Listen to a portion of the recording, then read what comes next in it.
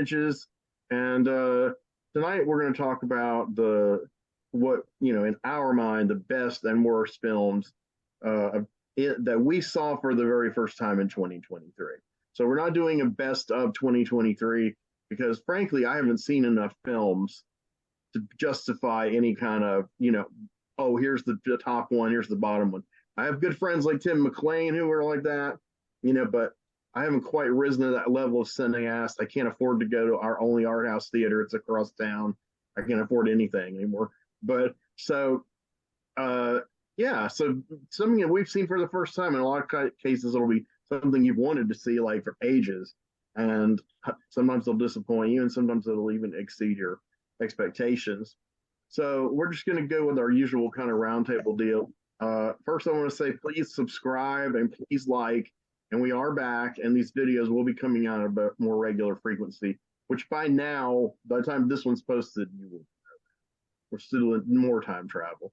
So we got a new gentleman here, Richard Reynolds. Richard, could you just quick tell us something about you that you'd like us to know or the people watching to know?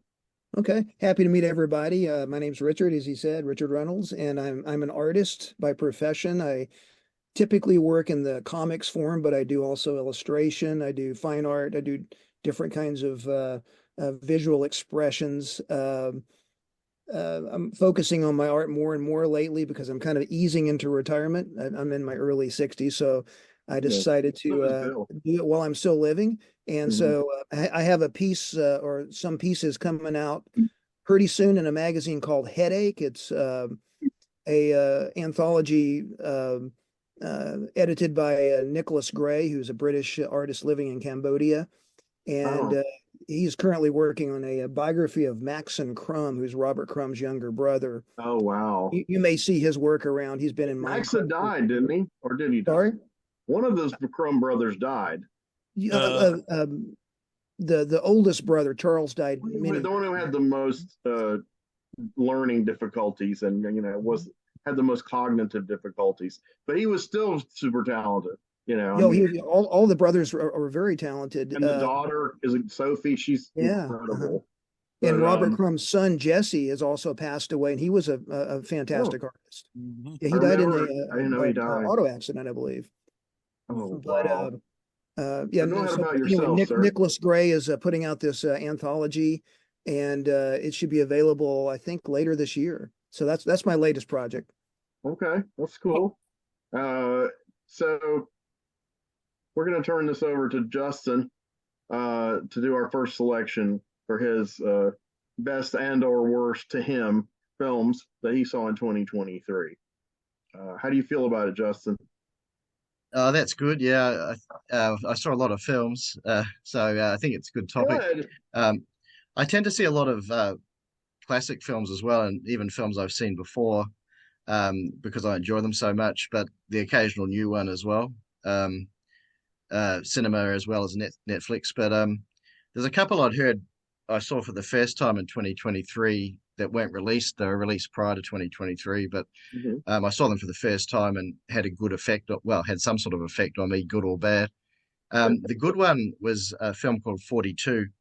Um, if you're interested in baseball, and I'm quite interested in it, and also civil rights, I really recommend that film. It stars Chadwick Boseman and also Oh, Harrison Ford. And Harrison Ford plays the Brooklyn Dodgers manager, and it's really hard with the makeup. It's actually hard to tell it's him until sort of halfway through the film. But amazing film, very very moving as well, and of course based on a real life biopic of Jackie Robinson, who was the first African American baseball player in the 1947 season for the Brooklyn Dodgers, as they were then.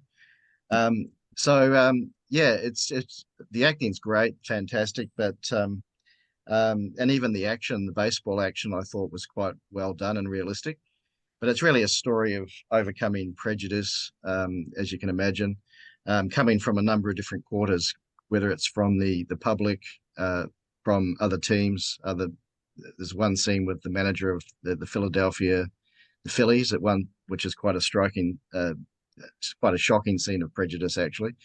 But also, just the general public, and also even within his own team, So it's a sort of a journey of overcoming all of that and even winning the trust of his own team.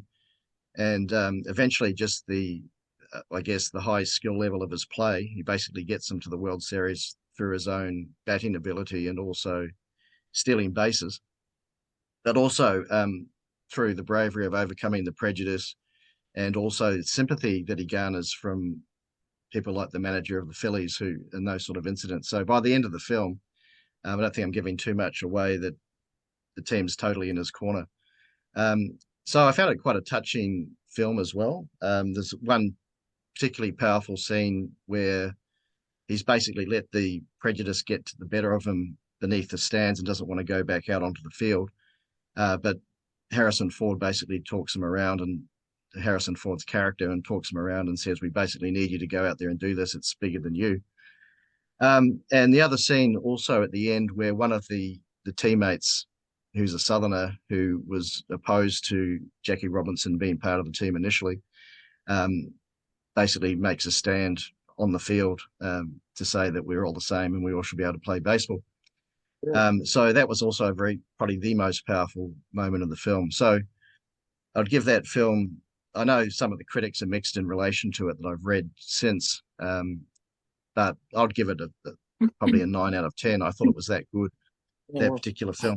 I have not encountered it. I heard about it, but I haven't seen it on any streaming channels. It may be on, but I haven't actually encountered it. So yeah, good yeah. Well, it is on Netflix down under anyway. So I saw it come up. So that's where I saw it during the year rather than at the cinema. I unplugged my Netflix permanently. So yeah, but that's okay. Yeah, cool. I'm glad. But I do prefer the cinema experience, and I saw a very good one. Just as an aside, I saw a very good one 2 nights ago with Anthony Hopkins called One Life. So a British film, but it's about another true life person who gets refugees out of Czechoslovakia just before the Second World War. So as an aside, because it was, I think, a 2023 release, maybe check that one out at the cinema. All right. And now I'll just quickly do the worst. It's supposedly a classic film, so I guess it's very subjective what I'm going to say, but because some people will love this film. Like that too. It's a film called Caligula with Oh. Malcolm McDowell. Oh boy. Okay. Yeah, Yeah. I disagree with you that it's a classic film. Yeah. It is a classic film. Some people would disagree with you that it's a film. Yeah, it's a mess. Yeah, from And Keith comes in with the steel chair. Did you watch the unexpurgated triple X version? I don't know if I did. I saw some sort of director's cut, but Well, here's the clue. There's oral sex, and it's not fake on camera. So you would know it because it's completely meaningless to the plot. Well, what I saw, on the end, toward the end. But it was a bit of an orgy scene. There was a bit of an orgy scene, but I think it was a little bit sort of it wasn't full on, so I think it might have been a slightly censored version. Yeah, you got the new. Yeah, you got probably the recut that they did recently, where they they cut out the pornography that Bob Guccione had thrown in there afterward, which was it was just straight up full on penetration, everything. There's in that version also on kind of a deluxe Blu-ray and some boutique label. Like totally triple X. I think it is. I'm aware of, but I know it used to be on video cassette. Yeah. Yeah, I saw this at the Art House Cinema, so I did see this one in the cinema, and they did a little bit of a spiel, a narrative up on the screen just before the film started, and I think it did explain it's that version that you said, Keith, which is the recut, because I believe that the very graphic version caused some rancor amongst the cast and some of the crew. Yeah. Who then disowned the film. Some of these British luminary type people like Peter O'Toole and so forth who are sort of bit parts in the film. John Gielgud, was it Ellen Mirren? Ellen Mirren. But because the film is put out by Penthouse Studios, I think there might have been some pressure to have the more unadulterated version in there at some point. But you're right. There was a bit of an orgy scene, sort of 2/3 of the way through, although not the full-on version. But it was sort of kind of not central to the plot, but I suppose it was central to the character because the character Caligula was very, not only very violent, but very sort of depraved, I suppose, in the way he went about things. I thought he was a very sort of camp sort of character, actually, in a kind of grotesque sort of way as well. Yeah. But apparently based quite closely on the real life figure who was actually quite depraved, both in violence and possibly sexuality in real life. Yeah, that whole bit with the horse, where he puts the horse in Congress or something like that, that's factual. You know, I mean, it's ridiculous. Right. Yeah. So there's another character sort of going under the radar, the sort of portly, rotund sort of character who I think is Augustus, who then eventually takes over towards the end of the film, and I think became the Caesar, the emperor who then invaded Britain. And they back in the first century AD, and Caligula is assassinated at some point because he's created so many enemies throughout the duration. So look, I wouldn't say it was a bad film. I just didn't particularly enjoy it. My friend gave it a rap, which sort of built it up to be more than it was, I think. But at the same time, I said to him, "Look, I'm glad I've seen it because now I know. You know, it's one of those films that you hear a lot about, and at least then you can say you've seen it and formed your own opinion about it." Exactly. And the acting was great. I mean, Malcolm McDowell sort of certainly played the part well. And I have to see A Clockwork Orange because I like Stanley Kubrick, and it's a film of his I haven't actually seen. Which you haven't seen A Clockwork Orange? Oh man! Yeah. Oh my god! Yeah, you really got to see that. We're not going to kick you off, but we were going to fine you $100. Yeah. Oh, I would owe you guys so much money if I was going to be. Yeah.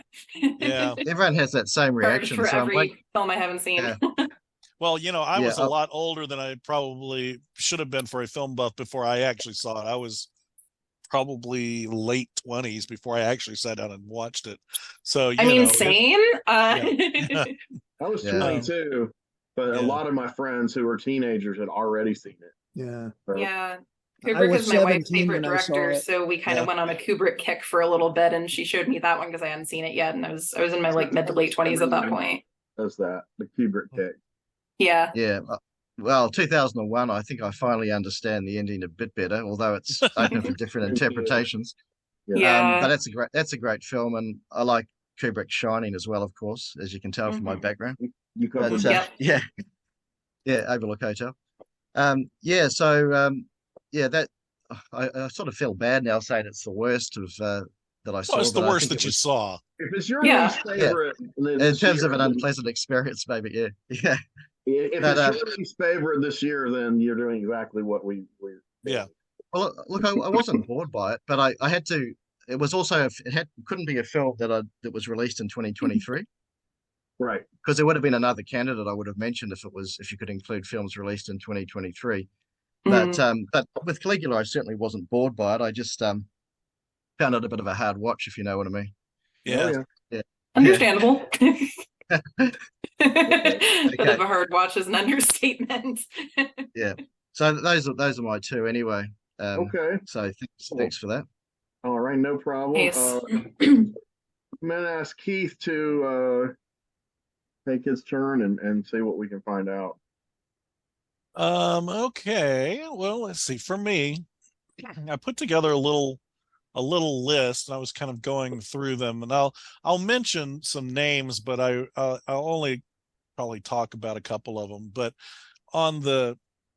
because we want to try and mention movies I haven't mentioned before on Deep Images. Yes. Perfect. So things that I had not seen before that I just saw in the last year that I thought that I haven't talked about before that I really liked was Kiss Me Deadly, the Mickey Spillane Mike Hammer movie, and there was a movie called what is it,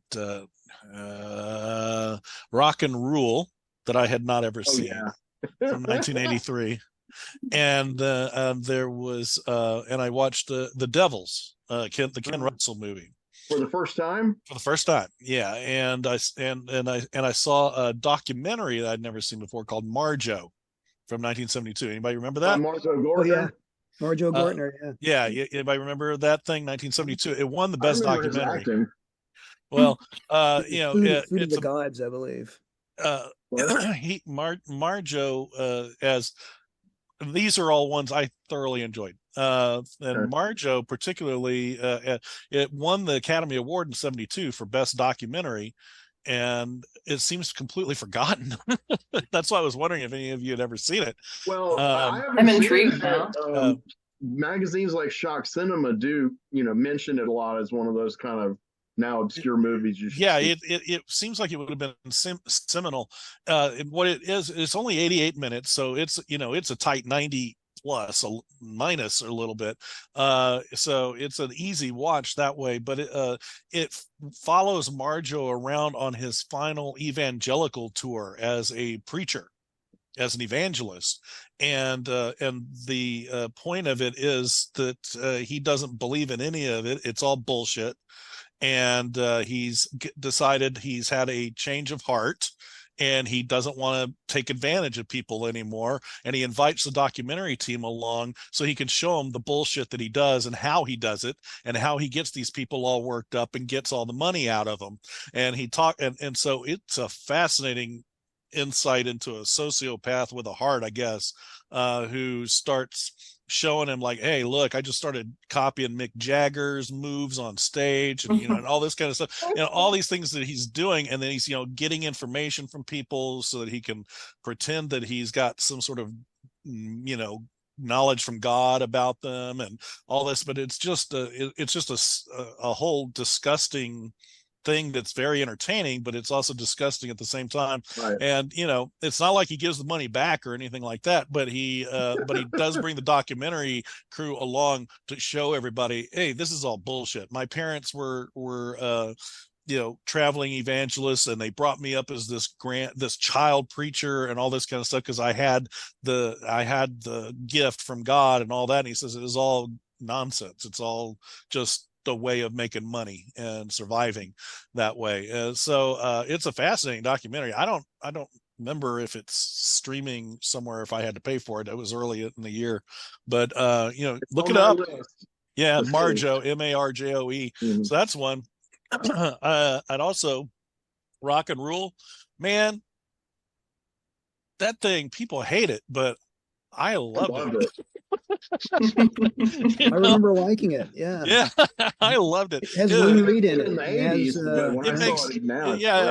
It was just it's bonkers, but I loved it, and the music was really good, and the artwork was really kind of wild and experimental, and it made me go and want to rewatch heavy metal after I saw it, because the same time frame, and that same experimental animation at the time, it was a real rock and roll kind of movie that way. It's set in the future, and they set it up with a little bit of a information scroll or something to let you know that it's in the future, and let you know that these characters are all like basically not human. They are humanoid animals basically at this point in the future. And so they look like humans, but then they got a little button nose or something. That's about as far as it goes. But I think they're supposed to be like cats and dogs and mice and all that, but you can't really tell what animals they're supposed to be. The bad guy is visually, he's Mick Jagger. I mean, he's great. He steals the scenes. It's not Mick Jagger, but apparently when I was looking up info, they did try to get him to do the voice, and he declined. So it doesn't matter. The visuals are it's very much a animalized Mick Jagger character. Debbie Harry does the lead angel and sings the song, and none of those songs have ever come out on an album because of rights issues. So if you want to track them down, you got to get on YouTube. And they're earworms. I mean, I'm humming them for days after I saw the movie. Stuff. Lou Reed. Somewhere I have a comic book adaptation of that film. I'll see if I can dig it up. Yeah, Marvel did one of their super specials. You remember they used to put those out in magazine format, and they would do like screen grabs from the film. Well, no, I think they were actually like the painted, but they might have been screen grabs. My memory, it's been a long time since I remember those things, but most of them they were like they would paint them. It was like watercolor paint. So it'd be line art and then watercolor paint, and then they'd reproduce it on that thick kind of textured paper that when they did those super specials, and so they had a different look. When they started doing that. Yeah, I wish they kept on doing that kind of stuff. I was learning watercolor then, and I was doing my comics, and I was like, "This looks incredible." Yeah, but I remember. Yeah, Marvel put that out. Apparently, I've seen copies of the cover. I haven't seen the other than just like snippets from the interior, so I don't know, but it looked like it was painted to me, but it could have been from the movie. So if you can find that, dig it out, take a look at it. We'll find out. And I believe Lou Reed did the singing voice for Mock. That sounds right. I don't think he did the voice, the acting. He didn't do the acting. Same with Debbie Harry. I don't think she did the speaking part. She just did the singing, but was involved in writing the music, just like Lou was involved in writing the songs. So it's kind of like lost Debbie Harry music when you're and probably lost Lou Reed too, because with the fact that there was never a soundtrack put out officially. Everything you get is bootlegged off of copies of the movie. And there's a lot of re-edits because of the way the songs are integrated into the scenes. There's dialogue that overlaps and sound effects that overlap, and so a lot of people have spent some time taking some of those songs and trying to digitally remove that stuff and create clean copies of the song. So if you go, like I said, on YouTube, you'll find various different versions of Angel's Song, where some people have tried to remove all of the stuff out and create a cohesive song with a beginning and a middle and an end out of it. But either way, if you've never seen it, I recommend that you watch it at least once, make your own decision on it. I think it's one of those movies that probably tanked at the time because there just wasn't an appreciation for that kind of stuff then. And now I think there is. I think we're more inclined to appreciate these things in hindsight that came out. They're ahead of their time.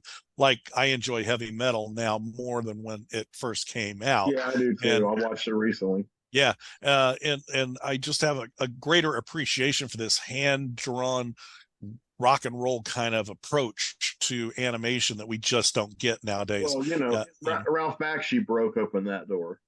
Yeah.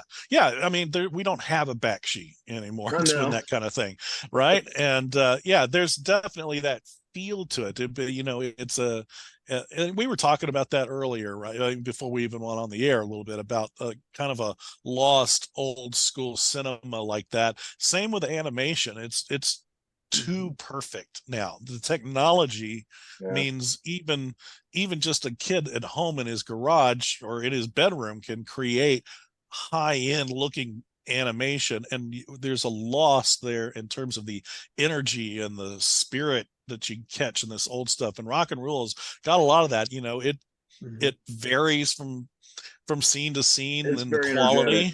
Exactly. There's a lot of energy to it, and try to nitpick the storyline, and it's pretty incomprehensible. I mean, it's just bad guy wants to take over the music industry, and he wants to use Angel to do so with her magical voice. I mean, basically that's all you kind of need to know. Right. And so yes, that's my background there. If you've not ever seen, that's you get a nice little bondage shot there of Debbie Harry's Angel. Well, I was going to mention, if you ever want to acquire it right now, it's really hard to acquire because Unearthed put out the deluxe DVD, which I managed to get really cheap when I worked at Second and Charles used. That thing was beautiful, but when I started my eBay store, I found out it was worth a lot of money. So I'm not too attached to this movie. So a lot of people were asking for up to $150. I kept bartering with this guy. Finally, $88 I got for it, and I bet you could get 300 for it now on eBay. I would think. I bet. Stephen Biro is sitting on it. I don't know if it's the music rights or whatever Yeah, it is. It's all about the music rights, and rock and roll. It's all about the music. I mean, if without the music, it's not a movie. Yeah. And there's I don't know what the deal is with the music. I just know it has never had an authentic and legal release of the songs on that movie. Not even at the time that it came out was there a soundtrack release. Yeah. Oh. So that's an interesting movie that I recommend. And The Devils, we can save that for a different broadcast sometimes, because I definitely want to talk about them. Yeah, because The Devils is just a crazy experience, and definitely worth watching. In terms of a film that I watched that I didn't care for, even though I appreciated it, which is kind of like the approach to Caligula, maybe. I appreciate it, but I didn't care for it. It was not a positive experience watching it. Was a French film, The Demoniacs, or Les Demoniacs. Any of you guys seen that one before? I haven't seen that one, but I have read about that one. Yeah. So it's I have some familiarity. 1974. If you don't like rape movies, don't watch this. Is it the Jean Rollin movie or the similarly titled Jess Franco movie? I think not the Jess Franco one, the Jean Rollin one. Yeah, because it's French. Okay, yeah, I've seen that. I mean, yeah, it's an interesting movie. I will give it that. It's interesting. It's visually arresting and interesting, but I didn't enjoy it. It wasn't a pleasant experience, and it was mostly not coherent for me as I was watching it. It didn't make a lot of sense. But there's visual imagery that's really, really solid. And it's definitely got an emotional thing they're trying to get across. I don't think it wants to make you feel good, but I didn't care for the acting. I didn't care for the basic story. I think it could have unfolded better. Can I make a recommendation to you? Yeah, that's what we're here for, right? Yeah. Is that the first Roland movie you've seen? You seen any of the vampire ones? I don't know. What's the vampire movie? Well, Shiver of the Vampires, I think, is his best movie. Yeah, I've seen that. I think you like it. It's very gothic. Yeah, I did. I watched it not that long ago. I like that one. It had a great rock soundtrack. Usually you haven't seen it, Richard? Oh, I've seen it. It's one of my favorite films, actually. Yeah, it's on Tubi now. Yeah, I think it was because of a discussion in our chat group, actually, that brought it to my attention. I think it would have been a number of weeks ago, maybe even a couple months ago, and I watched it. I think it was back in October. I watched it. So yeah. Probably would have been back in October, since we were talking so much about vampires. Right. And I'm all about vampires. I wish Scott had picked a different Roland movie. I mean, you like what you like, but Two Orphan Vampires to me is not endemic of his best work on vampires. You know, it came out many years after Shiver and Rape and all those other movies. Rape of the Vampire. On this one that I tried to watch, the Demoniacs, there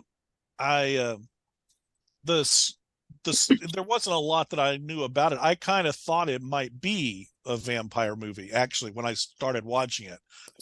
So I was a little surprised that it wasn't, because the imagery that I had seen of girls coming out of the water with their eyes dark and all of that looked to me like it was probably going to be a vampire movie. It's not, but it is about ghoulish rape revenge, essentially, with these possibly undead by the end. So it's an interesting movie, if nothing else. I mean, but it's a little too rapey, I think, for my level of enjoyment. I would recommend this one to everybody. It's my favorite Roland, is Night of the Hunted, which is not a vampire movie, and it's very much a movie of its time. It's similar to movies like Shivers by Cronenberg, some of the vibe of George Romero, some of the novels of J.G. Ballard. It's got that same kind of general vibe, and he pulls it off with a lot less money. And I thought it was great. I mean, the plot's not totally coherent, but it's more coherent than a lot of his. And Bridget LaHaye is actually really good in it. You know, it just has a different vibe, and it's very much of I don't know how you would describe it. Those kind of movies, like the Crazies and movies like where people are like, I don't know. I haven't come up with a term for that kind of stuff yet. I mean, but I call it Ballardian because Ballard's novels were the first that I encountered. It's funny you mentioned the Crazies, because that's always one I like to tell people. If you like watching movies and then they're remakes and they're both good, I tell them, go watch the Crazies. The original's excellent. The remake was good too. It's a good twofer. There you go. So you have some more, or you pretty much now that's really the only one I can say I was disappointed in. So the others that I've mentioned in the past was the LA 2017 movie, which was the Spielberg movie that's hard to find, that I got a copy. The Black Gravel, that film noir from 1961. The other couple that surprisingly I had never seen the movie Rebecca from 1940. Oh yeah. So I watched that. I thought that was excellent. Yeah. I just saw that this year, and really, really good. And I just watched Shin Godzilla after Godzilla -1. So that's another one I liked. Didn't love it. Oh, I love Godzilla -1. Godzilla -1 I loved. This one I liked, but I didn't love it. Yeah. I need to go on a Godzilla kick now because of how much we've talked about Godzilla in our group chat. I saw the original when I was a kid, loved it. I might have seen one other one at some point, and then I just went straight into Godzilla -1 because everybody was raving about it, and I was just like, you can see this movie while it's still in theaters, let's go. And I was just like, oh. Yeah, it's a great experience. So good, so good. Yeah, Shin is an interesting experience. That's one. It's good. It's interesting, but it's not the emotional journey that -1 is. That was just crazy good. Oh, that was a gut punch in the best way. Yeah. I would say to all of you, you may have done this, but I would check out the Kaiju series we did, because it was Bill Mulligan, Scott, and Tim Tolbert hosted it, and Tim knows that kind of shit inside out. He knows all the movies. He knows which ones are, one set of continuity and which ones are like a reboot set of continuity, and he's already explaining it to me. So he's the go-to for kaiju for sure. But Bill's also really, really into it. So those were kind of fun. Cameron, go ahead and tell us a one or two, and if you have more, that's cool. And then I'll do one or two, and then we'll go to Richard. And that so kind of a here and there thing. Yeah, I didn't want to tell Keith, don't monopolize for a while, but your flow was good, and you were name dropping some great shit. So I was like, I'm just gonna let him go, man. Just let him go. He's on a roll. That's what he's doing. Sorry about that. No, you did good. You did good.